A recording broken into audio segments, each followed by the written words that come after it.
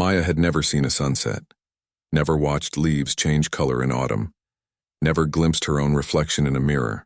Born without sight, she experienced the world through sounds, textures, and the warmth of sunlight on her skin.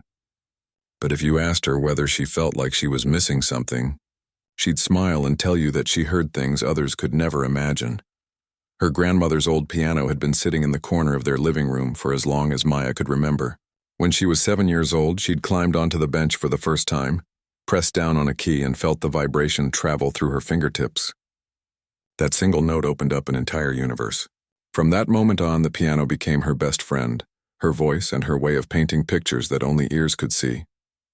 Every day after school, Maya would rush home and spend hours at that piano. She didn't have fancy sheet music or expensive lessons. Instead, she would listen to songs on the radio, break them down note by note in her mind, and then recreate them on the keys. Sometimes it took her days to figure out a single melody, but she never gave up. Her fingers learned to recognize the distance between keys, the weight needed for soft notes versus loud ones, the way chords could make you feel happy or sad. Her music teacher at school, Mrs. Patterson, was the first person outside her family who truly believed in her talent.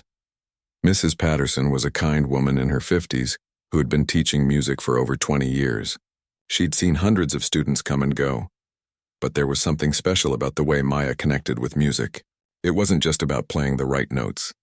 Maya seemed to feel every piece she played, as if the music was flowing directly from her heart through her fingers. One Tuesday afternoon, Mrs. Patterson made an announcement that would change everything. She stood in front of the small music class, barely containing her excitement.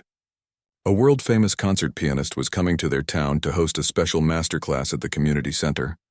His name was Victor Ashford, and he'd performed in the greatest concert halls across Europe and America. This was a once-in-a-lifetime opportunity for young musicians to play in front of someone who had dedicated his entire life to the art of piano. Maya's heart started racing the moment she heard the news. This was exactly the kind of chance she'd been dreaming about. Maybe, just maybe, someone like Victor Ashford could give her guidance on how to take her playing to the next level. Maybe he could help her understand the techniques that she'd been teaching herself, confirm whether she was on the right path. After class, Maya carefully made her way to Mrs. Patterson's desk, her white cane tapping gently against the floor. She could feel her teacher's presence before she even spoke. There was a warmth about Mrs. Patterson that Maya had learned to recognize. "Mrs. Patterson," Maya began, her voice a mixture of hope and nervousness. "The master class. Do you think I could attend? I know I'm not like the other students, but I've been working really hard on my playing." There was a pause. Maya could hear her teacher shifting in her chair, the sound of papers being set down. She knew that pause. It was the sound of someone trying to figure out how to say something difficult. "Maya, sweetheart," Mrs. Patterson said gently, "I think you're incredibly talented. You know that. But this masterclass is going to be very competitive. Students from all over the city will be there. Many of them from expensive music academies. And Victor Ashford, well, he has a reputation for being quite demanding. Some might even say harsh." Maya felt her hopes starting to sink, but she pressed on. "I understand that. But I promise I won't embarrass you or the school. I just want a chance to learn from someone at that level. Please." She could hear Mrs. Patterson let out a long breath. "It's not about being embarrassed, Maya. I'm worried about you getting hurt. These professional musicians can sometimes be very critical, and not always in a constructive way. I just want to protect you from that." "I'm 15 years old," Maya said, standing a little straighter. "I know the world isn't always kind, but if I don't take chances, how will I ever grow? How will I ever know what I'm truly capable of?" Something in Maya's voice must have touched Mrs. Patterson's heart.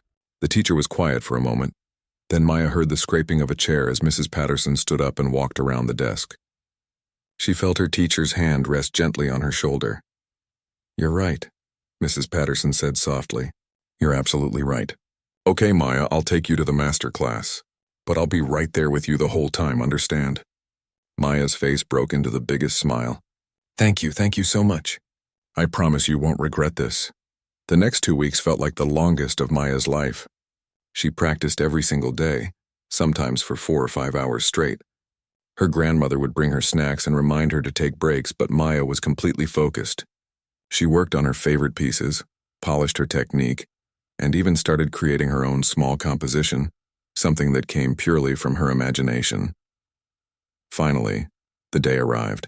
Maya woke up extra early, her stomach full of butterflies. She put on her nicest dress, the blue one her grandmother said brought out her eyes, even though Maya had never seen what that meant. Her grandmother helped her braid her long dark hair and gave her a tight hug before she left. "You're going to be wonderful," her grandmother whispered. "Just remember, music isn't about impressing anyone. It's about sharing what's in your heart." Mrs. Patterson picked Maya up in her car, and they drove to the community center on the other side of town. As they got closer, Maya could hear her teacher's breathing get a little faster, more nervous. When they arrived and walked into the building, Maya could sense the space around her. The auditorium felt large, with high ceilings that would create beautiful acoustics. She could hear voices echoing, the shuffling of feet, the rustling of papers.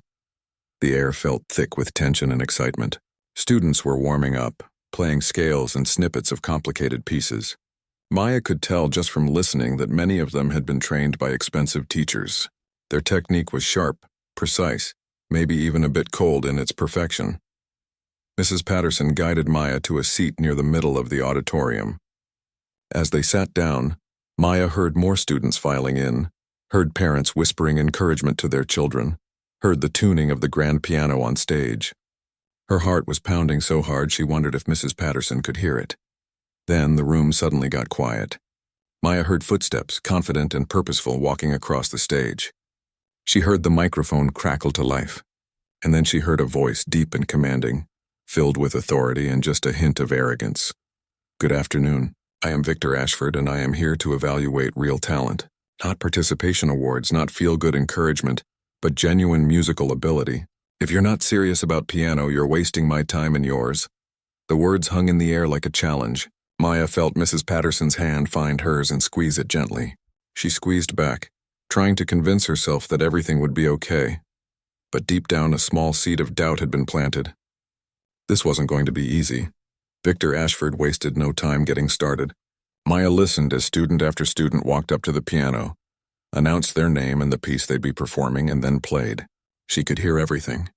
The nervous trembling in their voices, the hesitation before certain difficult passages, the slight mistakes that they tried to cover up quickly. But what struck Maya most was Victor Ashford's critiques. He wasn't just harsh. He was brutal. "Sloppy technique," he'd say to one student.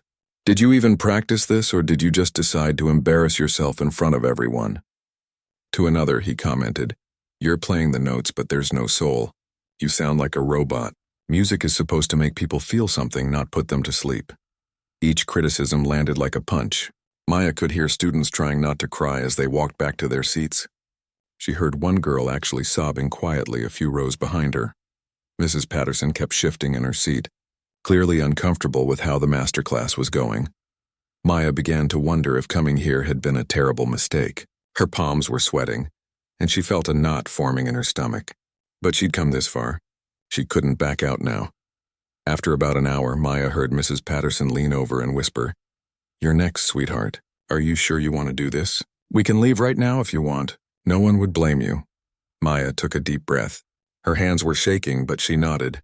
"I'm sure. I came here to play, and that's what I'm going to do." Mrs. Patterson stood up and gently took Maya's arm, guiding her toward the stage. Maya's cane tapped against the floor as they walked down the aisle. She could feel every eye in the room turning toward her.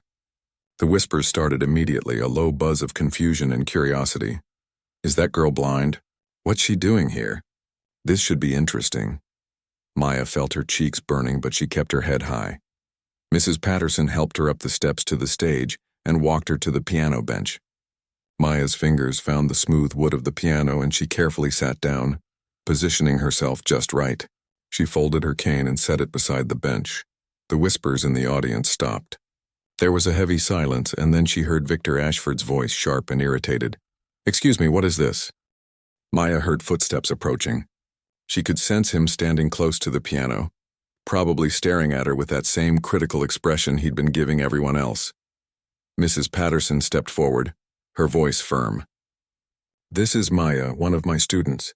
She's been preparing for weeks to play for you today." "I can see that she's your student," Victor said, and Maya could hear the impatience in his voice. "But I'm asking what the purpose of this is. Is this some kind of publicity stunt? Some inspirational moment for people to feel good about? Maya felt like she'd been slapped. She heard Mrs. Patterson take a sharp breath, about to defend her, but Maya spoke first. "Mr. Ashford," she said, her voice quieter than she wanted it to be, but steady. "I'm not here for publicity. I'm here because I love music and I've been playing piano for 8 years. I wanted to learn from someone at your level." "Young lady," Victor said, and his tone made it clear he was choosing his words carefully, like he was talking to a child. "I appreciate your enthusiasm. Really, I do. But playing piano at a professional level requires certain skills. You need to read complex musical scores, understand visual dynamics on the page, see the keys to navigate difficult passages. This masterclass is for serious musicians who are pursuing this as a career." Maya felt her throat tighten. She knew her face must be red by now.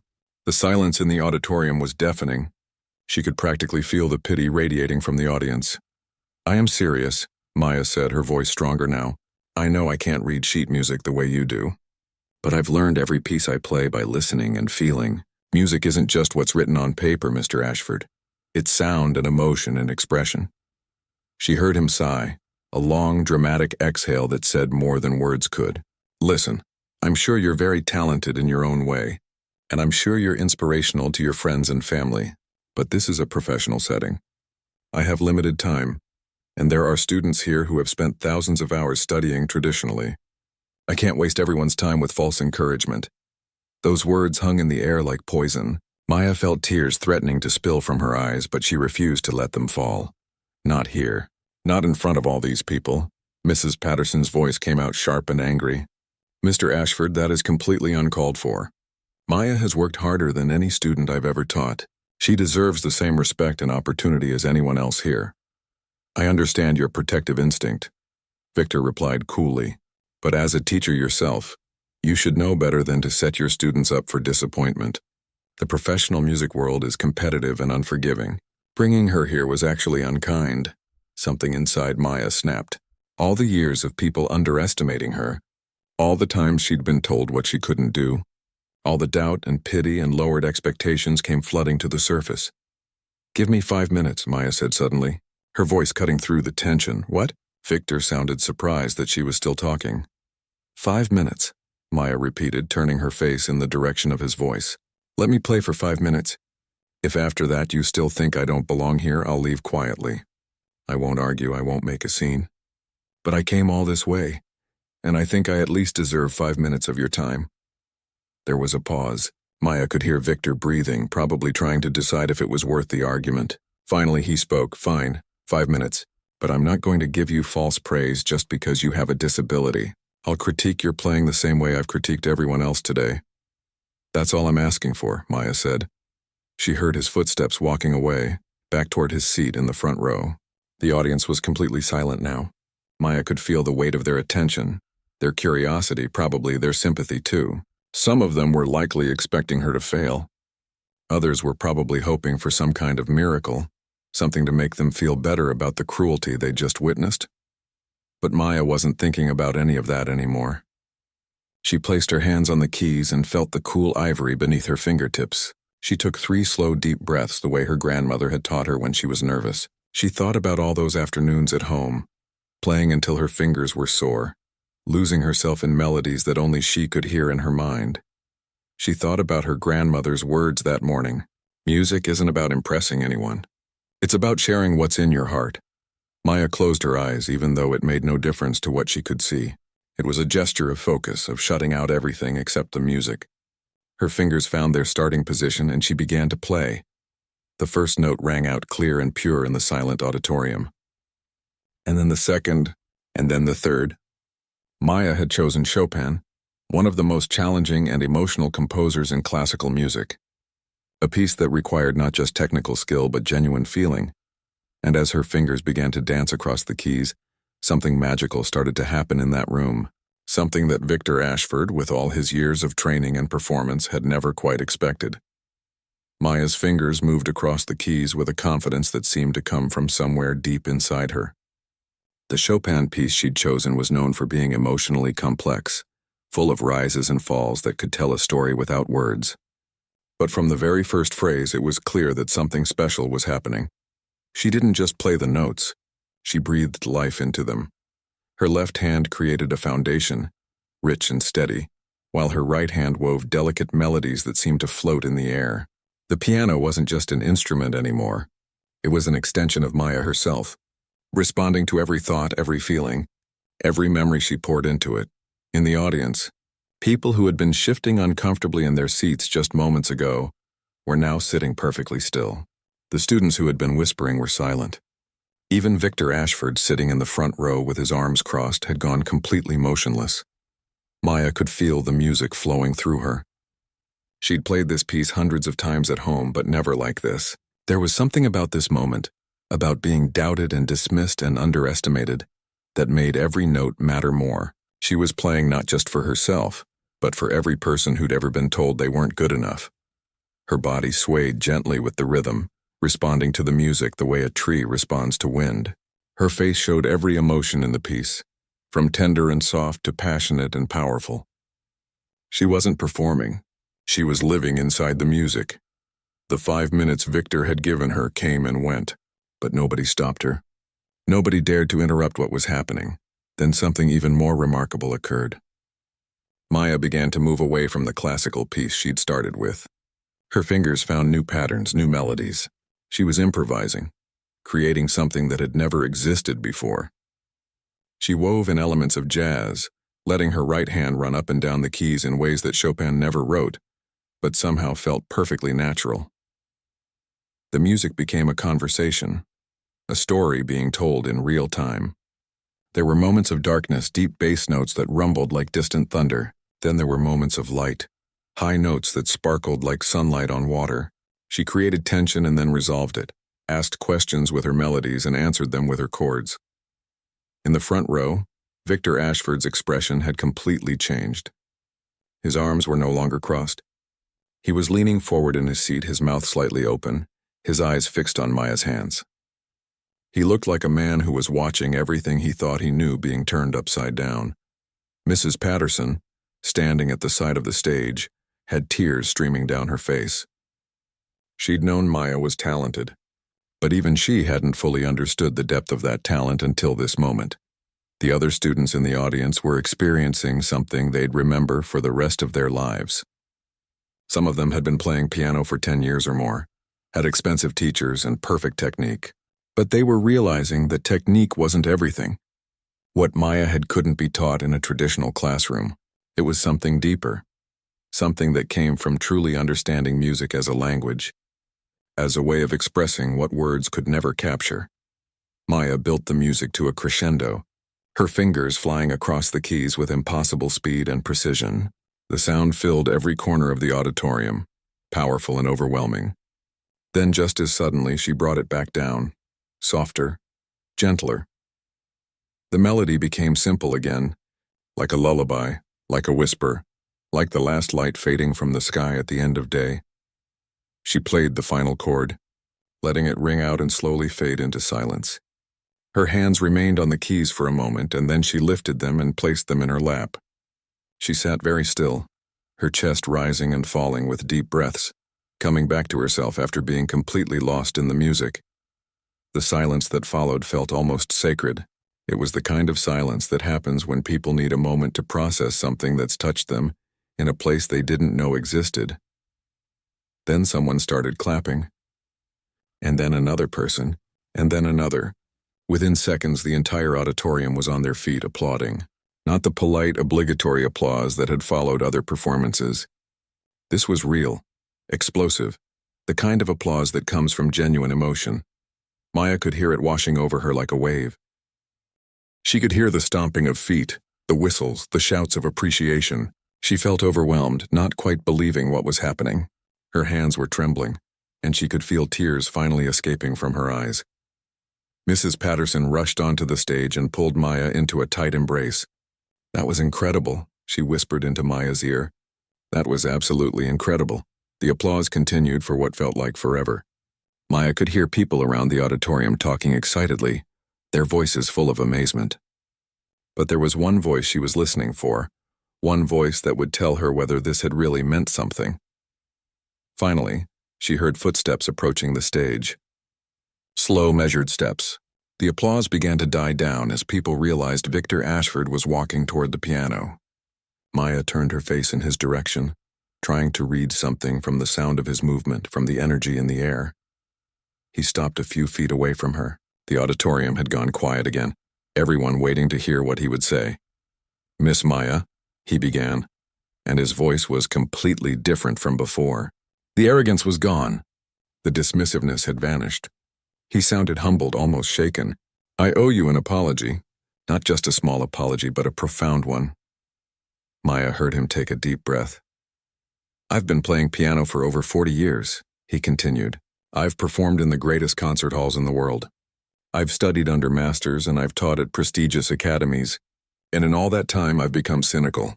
I've started to believe that music is about perfection, about hitting every note correctly, about following every instruction on the page exactly as it's written." He paused, and Maya could hear the emotion in his voice. "What you just did up here, what you just shared with all of us, that wasn't just technical ability. That was artistry at its highest level. That was pure, unfiltered musical expression. You reminded me of something I'd forgotten, something I'd lost somewhere along the way. You reminded me why I fell in love with music in the first place." Maya felt more tears sliding down her cheeks.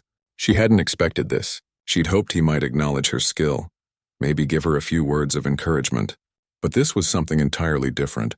Victor turned to address the entire room. "I've been wrong about a lot of things.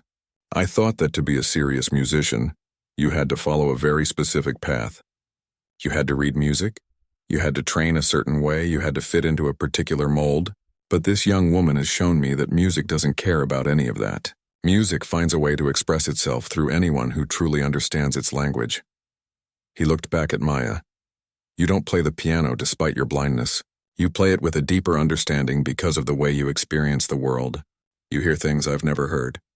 You feel things I've stopped letting myself feel. And that makes you not just a good pianist, but an exceptional one."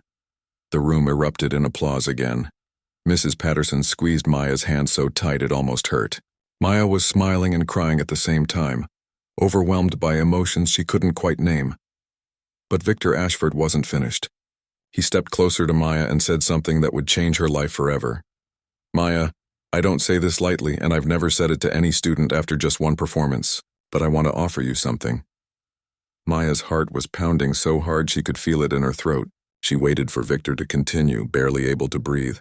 The entire auditorium seemed to be holding its breath with her. "I teach at the Riverside Academy of Music," Victor said, his voice carrying across the silent room. "It's one of the most prestigious music schools in the country. And I would like to offer you a full scholarship to study there. Not as a charity case, not as some feel-good gesture, but because you have genuine talent that deserves to be nurtured and developed." Maya felt her knees go weak. If she hadn't already been sitting down, she might have fallen over. A full scholarship? To one of the best music schools in the country? It seemed impossible, like something from a dream. Mrs. Patterson gasped beside her. "Victor, are you serious? Do you really mean that?" "I've never been more serious about anything," he replied. "Maya, I know this is sudden, and you'll need time to think about it and discuss it with your family. But I want you to know that this offer comes with my complete commitment. We'll provide you with specialized instruction suited to your learning style. We have technology that can help you. Audio systems for learning pieces, tactile tools for understanding music theory. And most importantly, you'll have mentorship from myself and other instructors who will help you reach your full potential." Maya tried to speak, but her voice came out as barely a whisper. "I don't know what to say. I never imagined anything like this could happen." "Say you'll think about it," Victor said gently. "Talk to your family. Visit the academy if you'd like. But know that I believe in you, and I want to help you become the musician you're capable of being." The auditorium erupted in applause once more. Students were cheering, parents were wiping their eyes, and even some of the other teachers were clapping enthusiastically. Maya sat there in shock, trying to process what had just happened. She'd come here hoping for maybe a few minutes of guidance, maybe some constructive feedback. Instead, her entire future had just changed. Mrs. Patterson helped Maya off the stage, guiding her back to their seats. But before they could sit down, students started approaching. One by one, they came up to Maya, introducing themselves, congratulating her, telling her how much her performance had moved them. A girl who couldn't have been older than 13 said, "I've been playing for 7 years, and I've never felt music the way you clearly feel it. You inspired me to stop worrying so much about being perfect and start actually enjoying what I'm playing." A boy with a deep voice added, "That improvisation section was insane. I've never heard anything like it. You're the real deal." Even some of the parents approached, thanking Maya for reminding them why their children had fallen in love with music in the first place. The atmosphere in the auditorium had completely transformed. What had started as a tense, competitive masterclass had become something else entirely, a celebration of what music could be when it came from the heart. After about 20 minutes, Mrs. Patterson finally managed to guide Maya outside to her car. As they drove home, Maya sat in silence, still trying to wrap her mind around everything that had happened. "Are you okay, sweetheart?" Mrs. Patterson asked. "I know that was a lot to take in." "I keep thinking I'm going to wake up," Maya said softly. "Like this is all some kind of dream."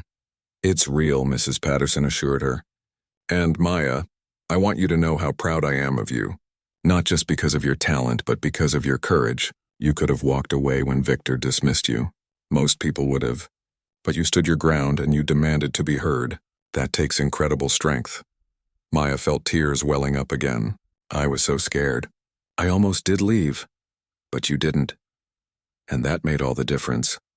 When they pulled up to Maya's house, her grandmother was already waiting on the porch. Somehow word had spread.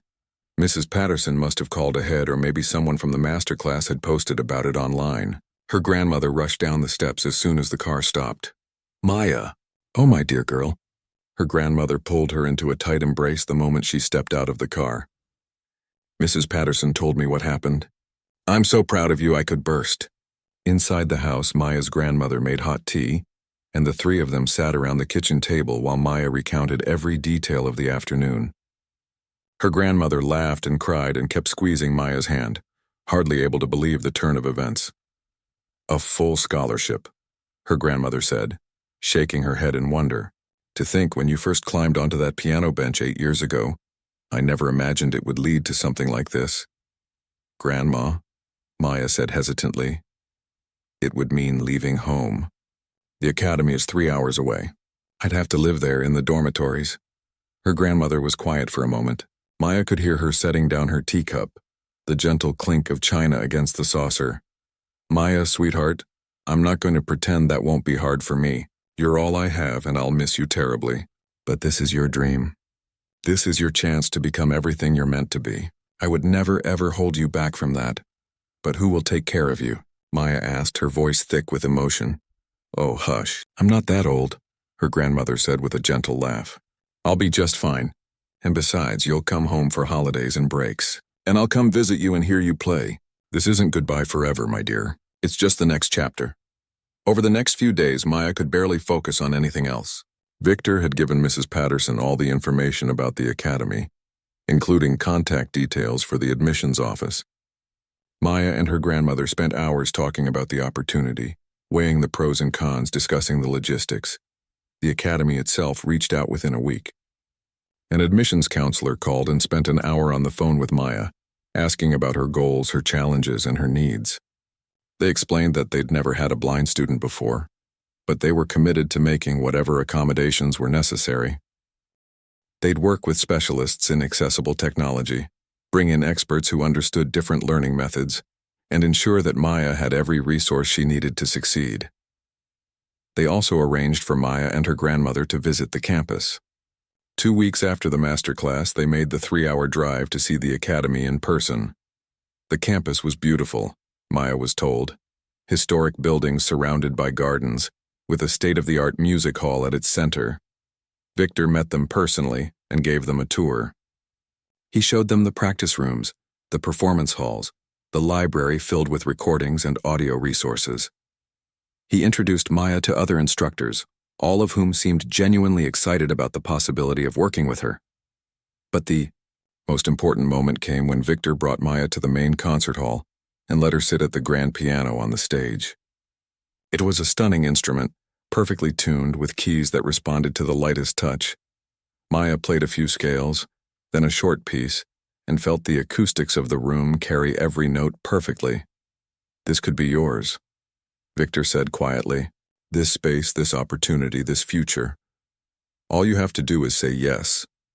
Maya ran her fingers along the smooth wood of the piano one more time.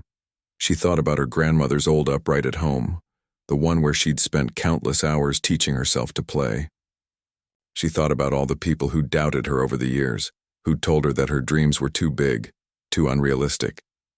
And then she thought about that moment on stage at the master class, when she'd poured everything she had into her playing and proved that she belonged. She turned toward where Victor's voice had come from and smiled. When do I start? The first few months at the academy were harder than Maya had expected. She'd known there would be challenges, but actually living them was different from imagining them. Everything was new and unfamiliar. The layout of the buildings, the sounds of different hallways, the voices of dozens of new people she needed to learn to recognize.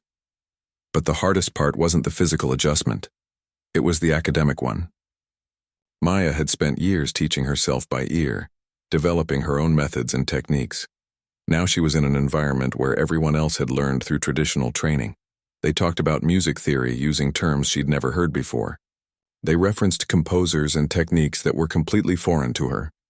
In her very first music theory class, the professor used visual examples on a board that Maya obviously couldn't see, and she felt lost and frustrated. There were moments, especially in those first weeks, when Maya wondered if she'd made a terrible mistake. Late at night in her dorm room, she'd call her grandmother and cry, saying she didn't belong there, that everyone else was so far ahead of her.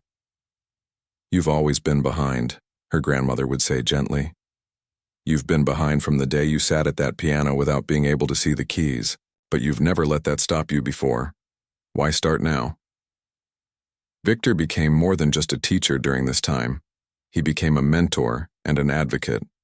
When other instructors used teaching methods that didn't work for Maya, he'd step in and help them find new approaches. He brought in specialists who developed tactile music notation systems for her, created audio recordings of complex pieces broken down section by section, and helped her understand music theory through sound rather than sight. More importantly, he started sharing Maya's story. Not to exploit her or use her as some kind of inspiration, but to challenge the classical music world's narrow thinking about who could be a musician. He wrote articles for music journals about the need for accessibility in music education. He spoke at conferences about how Maya had opened his eyes to his own prejudices and limitations. Slowly, things began to change for Maya. She stopped trying to learn exactly like everyone else, and instead embraced her unique approach. She worked twice as hard as other students, spending hours each day in practice rooms using the tools and techniques that worked for her. She found her rhythm, her way of navigating this new world. And something unexpected happened. Other students started seeking her out, asking her for advice. They'd been so focused on playing pieces perfectly, exactly as written, that they'd forgotten how to truly feel the music. Maya helped them reconnect with that emotional core, that sense of expression that went beyond technical precision. She made friends, real friends who saw past her disability and appreciated her for who she was.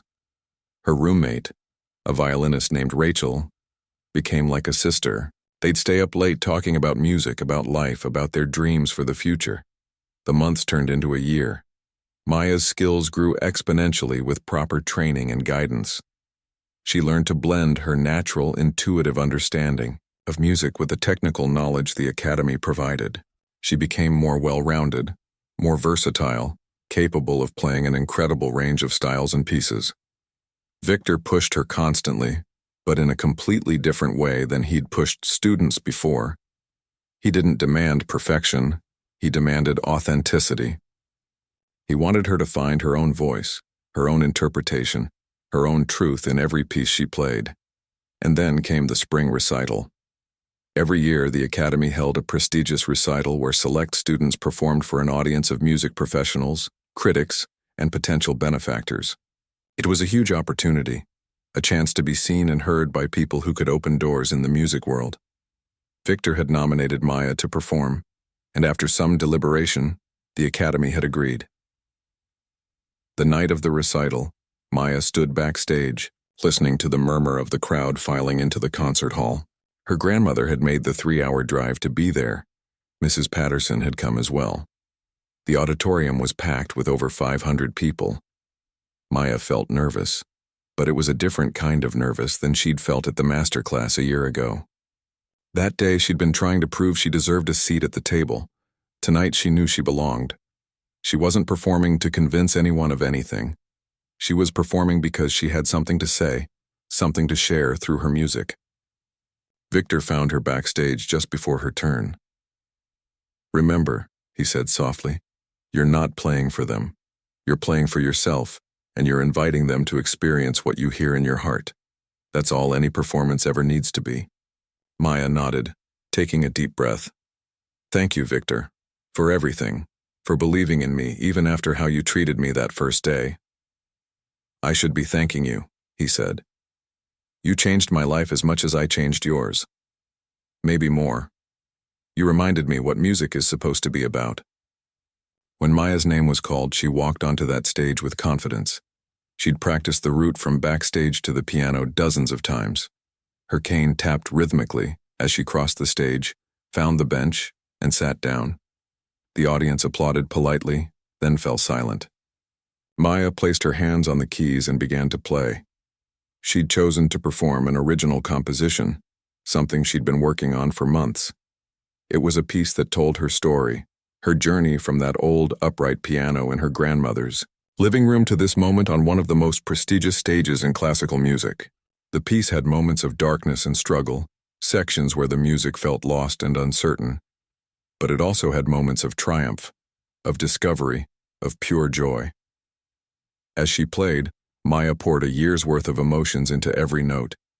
The frustration of feeling behind, the exhaustion of working twice as hard as everyone else, the loneliness of being different, but also the gratitude for people who believed in her, the pride of overcoming obstacles, the pure love of making music. The piece built and evolved, taking the audience on a journey with her. She incorporated elements of everything she'd learned over the past year. Classical techniques blended with jazz improvisation, traditional structures mixed with modern experimentation. It was uniquely hers, a style that could only come from someone who experienced music the way Maya did. When she played the final chord and lifted her hands from the keys, there was a moment of profound silence. And then the entire auditorium exploded with applause. But this time was different from the masterclass. This time Maya wasn't surprised. She knew what she'd just shared, knew it was good, knew it was real. The standing ovation lasted for minutes. Maya stood and bowed, tears streaming down her face. But these were tears of joy and fulfillment. She'd done it. She'd proven not just to Victor or to the academy, but to herself that she was exactly where she was supposed to be. Backstage afterward, she was swarmed by people wanting to talk to her. Music critics who wanted interviews, composers who wanted to collaborate, other schools extending invitations to perform. But the moment that mattered most was when her grandmother found her and pulled her into a tight embrace. "I'm so proud of you," her grandmother whispered. "Your parents would have been so proud too." Maya hugged her back, breathing in the familiar scent of her grandmother's perfume, feeling anchored by the woman who had supported her from the very beginning. Victor appeared through the crowd, smiling wider than Maya had ever heard him smile. "You were extraordinary," he said. "Absolutely extraordinary. And Maya, I want you to know something. That performance tonight, that original composition, that was the work of a true artist. You're not just a good pianist anymore. You're a musician who has something important to say.